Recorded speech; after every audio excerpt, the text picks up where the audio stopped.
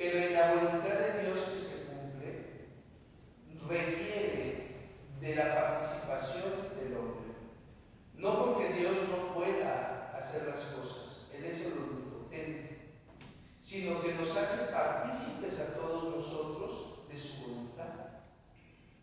De esa voluntad que es santa, que es justa, que es bella, que es honesta. Pero al hacernos partícipe de esa voluntad, pues obviamente requieren ustedes una respuesta. ¿Qué respuesta le damos nosotros a Dios? ¿Una respuesta positiva o una respuesta negativa? Porque todos nosotros aquí presentes y todos los que han sido bautizados hemos sido llamados por Dios para cumplir su voluntad, para ir y profetizar. Por eso no es de extrañarse que en el bautismo, que es la puerta que abre a los sacramentos, a la vida espiritual, a nosotros se nos unja con el Santo Cristo, donde nos llaman a ser profetas, sacerdotes y reyes. Tenemos una triple dignidad, sí, pero también una misión. Cumplir la misión, la voluntad de Dios, que es promulgar la buena nueva del reino de Dios, que es el amor, que es el perdón, que es la misericordia, que es la compasión, que es la escucha al otro. Y entonces tenemos esa misión, ¿verdad? Llevar la palabra de Dios. No de casa en casa solamente, sino desde el testimonio, desde el vivir nosotros la voluntad de Dios, la palabra de Dios. Y esta voluntad requiere un esfuerzo de parte también tuyo, de esa participación activa. Y entonces, cuando tú participas activamente de tu responsabilidad, de tu misión profética, pues no va a ser fácil. No va a ser fácil. Imagínate, ¿no? Ve al profeta Amós. Amós no es de ahí, del pueblo de Israel, de la ciudad del norte. Él no es de ahí, es del sur.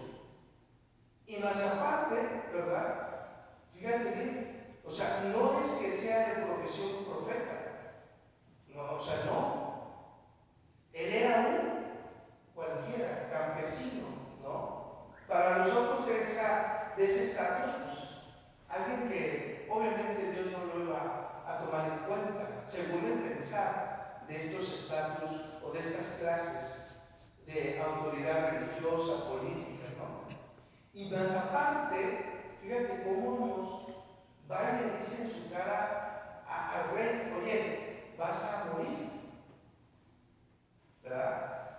Vas a morir a espada y te vas, y todo tu reino va a ser, ¿verdad?, aniquilado y deportado. Entonces obviamente el sacerdote, fíjate, el sacerdote de la casta sacerdotal, de un estatus, ¿verdad?, dentro del pueblo de Israel, dice: oye, ¿sabes qué? Mira, ve y profetiza donde quieras, pero menos aquí. O sea, porque incomodas. E incomodas al rey, porque esto es del rey. Fíjate hasta dónde llegaba la mentalidad, cómo se había distorsionado. Habían perdido el pacto con Dios. Habían perdido la memoria de que Dios los había sacado, que Dios los había librado, que Dios nos había perdonado. Y ahora, ¿verdad?, ponían su confianza en el rey, en lo superficial. Y obviamente llega un profeta con una coherencia de vida, que es Amós, y les dice: el juicio ya está, y tú has sido hallado culpable. Y por tanto,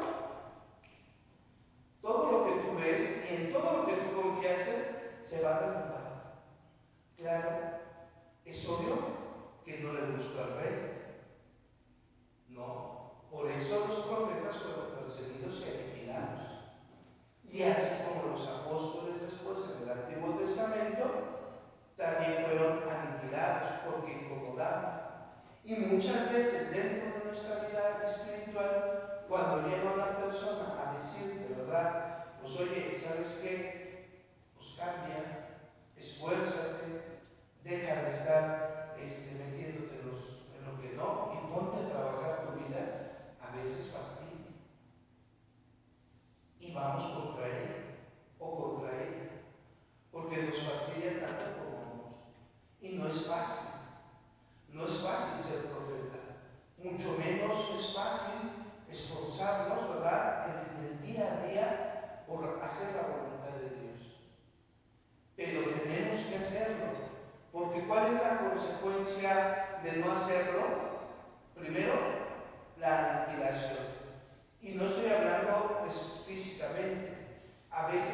espiritualmente nos aniquilamos nosotros mismos, al grado de llegar a estar, ¿verdad?, paralíticos espiritualmente. Fíjate lo que dice el Evangelio, es una cosa que me gustó mucho. Dice, Jesús sigue trabajando, o sea, Jesús no es un huevón, Jesús no es un cristiano como de hoy en día, ¿no? Que nomás, Señor, Señor, y ya cumplí. No, Jesús andaba trabajando, andaba llevando la buena nueva. Y entonces le llevan a un paralítico, ¿no? ¿Y qué le dice al paralítico? No, en la traducción, tus pecados sí, pero le dice lo que le dijo también a la gente alborotada de la niña que había muerto. Sí, muy bien. Pero antes que le dice, le consuela. Le consuela. La traducción que en el original le dice, tranquilo. Hijo, fíjate, hijo, es que Jesús incluye, no excluye. O sea, imagínate qué sintió el paralítico cuando le dice hijo, cuando le llama por ese cariño de hijo. Y así también en tu vida te llama Jesús con tu nombre, hija, hijo, hey, sí, tú, ¿verdad? Tus pecados te son perdonados. Fíjate, tus pecados te son perdonados. ¿Qué más quieres? ¿Verdad? A veces queremos, ¿verdad?, un milagro muy portentoso cuando Dios ya te perdonó. Quédate con eso, porque si ahorita se cayera la iglesia, fíjate bien, si ahorita se cayera el techo y nos aniquilara a todos, si yo los perdono, o es decir, ya los absolvimos ahorita, pues ustedes ya están perdonados, ya borró de cuenta, ¿no? Fíjate qué gracia, tus pecados te son perdonados. No cualquiera puede perdonar pecados en el mundo más que Jesús. ¿Sí? Y fíjate bien, ¿no? ¿Qué le dicen luego las víboras, verdad? Porque hay muchas víboras dentro de la iglesia, y perdón que lo diga. Yo creo que deberíamos de ponernos botas, ¿verdad?, para que no nos piquen. Porque donde quiera hay víboras. Que nomás están viendo a la persona que realmente quiere hacer la voluntad de Dios, que ahí está. No hace nada, pero ¿sí o no? O sea, tú vienes a misa, rezas, le echas ganas, y no falta la comadre, la vecina, la hermana o el hermano. Uy, ya llegó la santa. Uy, ya llegó el santo. ¿Verdad? Como víboras. Aguas. ¿Verdad? Aguas. Y entonces, fíjense, esas víboras de ahí le dicen, uy, ¿quién es este que, ¿verdad?, perdona los pecados? Y dice, para que veas que tengo poder, a ver, toma tu camilla y levántate, vete. Hoy Jesús, aparte de perdonarte tus pecados, te dice a ti, hijo, hija, toma tu camilla. ¿Qué es tu camilla? Tu vida. Toma tu camilla, toma tu vida. Perfecta, imperfecta, pero toma. Y vete en paz. Vete tranquilo, porque tus pecados te han sido perdonados. Porque mi misericordia te ha transformado. Y no tengas miedo. Fíjate que vete. Pero Señor, es que la regué, pero Señor, es que eso, toma tu vida. No la rechaces. Y ese es el problema que a veces hacemos nosotros.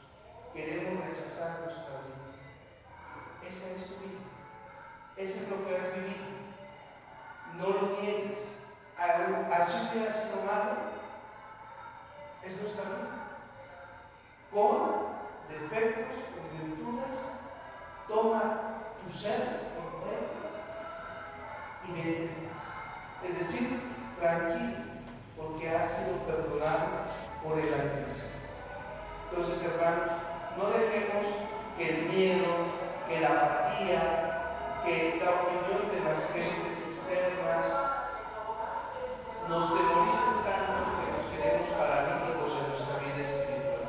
vayamos al encuentro de los demás, llevando la buena nueva. No va a ser fácil y ustedes van a experimentar, no es fácil. Por ejemplo, yo lo veo en mis grupos, cuando veo mis grupos, los grupos de Dios, digo, qué tronas. Y vean, gente mayor y hay alguien. Yo les digo de mitoteros, ¿verdad? Pero fíjense la alegría. No es fácil ser cristiano, pero si Dios ya nos perdonó, si Dios nos está cubriendo, pues vayamos al encuentro, no tengas miedo. Así como Amós no tuvo miedo de enfrentarse a la autoridad por la voluntad de Dios, aunque incomode, o aunque incomodes tú a los demás, no importa, ¿verdad? No tengas miedo. Que te critiquen en tu casa, que te critiquen.